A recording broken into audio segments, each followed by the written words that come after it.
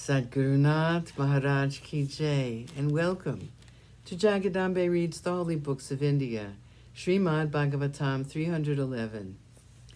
As you may remember, Narada was telling Krishna's fortune. The city of Kashi will be burnt by you. Later in the yagna by name Rajasuya, performed by your cousins, the Pandavas, you will kill Sisupala. In the city of Dwarka, you will stay to the delight of the poets and your devotees.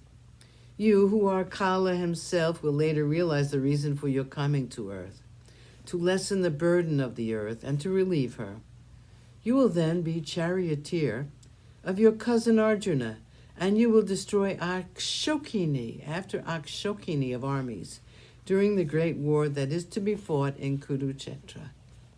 O thou who art the form assumed by the formless, who are the pure intellect, pure knowledge, pure realization of the truth, we salute you. You are Ishvara, who with his Maya creates the Vishva, the universe made up of the Mahat Aham Tattvas. For your own pleasure you have deigned to don this human form, and to you my salutations. After prostrating before Krishna again and again, Narada went away with great elation in his heart. The time of waiting was over. The play was about to begin. 2 days more and the earth would be rid of Kamsa. And with that as the beginning, great events would be set in motion. They were waiting in the womb of time. 197, Vyoma, the last of the Asuras. The boys were fond of playing games while tending the cows. One of their favorite games was catching the thief. The last of the Asuras in the troop of Kamsa was one by name Vyoma. He came to Vrindavan and he decided to join in their games.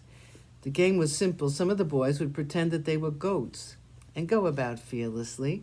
Others would pretend to be thieves and catch hold of the goats. And so the game would proceed until they got tired of it. Vyoma took the form of a cowherd and joined the group of the thieves, and one by one the goats were stolen by him. He brought them all to a cave which was nearby and closed it up with a big rock covering its mouth. There were only 4 or 5 boys left. Krishna knew who was making this mischief, and he became very angry. When anyone came to attack him, or Rama, Krishna would smile and tackle the miscreant, with that smile ever on his face. But if someone hurt his comrades or his devotees, his anger would be terrible. This was what happened during the Kaliya incident, during the night when Shankachuda carried away the gopis, and on several other occasions. Finding that his friends had been kidnapped by the Asura, Krishna sprang on him like a lion would on his victim. Vyoma, as befitted his name, assumed his huge form, but he could not slip out of the hold of Krishna. Krishna lifted him up and dashed him to the ground and killed him like he would a wild animal which was dangerous to others. He then, with great effort, released the Gopala boys from inside the cave, and they went back to Vrindavan. 198. Akrura arrives in Vrindavan.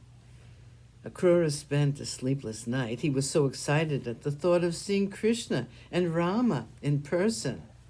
He knew who they were, and this secret had been jealously guarded by some of them. Now Kamsa evidently knew because it was Narada who had made a point of telling him. Akrura was worried as to what the future of Mathura would be. Would Kamsa's plan succeed or fail? Early in the morning, Akrura left Mathura with his thoughts set on Krishna, and he traveled impatiently. He found that time seemed to be long, that the moments were dragging by, and he smiled to himself since he knew that the horses were going as fast as they could. The cloud of dust which rose behind the chariot was ample proof of that. The horses were as fleet as the wind, but then his mind was faster. Sadgurunath Maharaj Ki Jai. Thank you for coming.